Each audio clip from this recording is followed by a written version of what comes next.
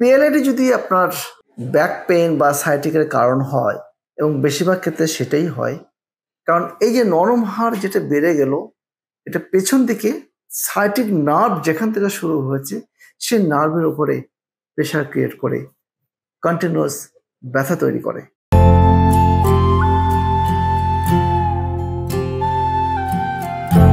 এই কমন ব্যথা বা সাইটিকার কারণ যদি পিএলআইডি হয় বা ডিস্ক প্রলাপস হয়, তাহলে ব্যথা কখনোই এক্সারসাইজে যাবে না, বরং এক্সারসাইজ করলে ব্যথা আরো বাড়বে।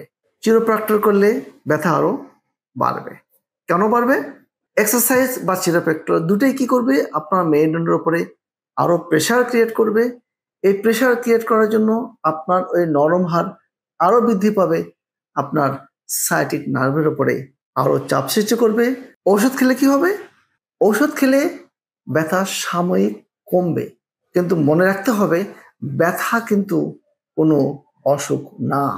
ব্যথা হচ্ছে কোনো একটি সমস্যার বা অসুখের বহিঃপ্রকাশ। তাহলে কোমর ব্যথা কোন অসুখের বহিঃপ্রকাশ?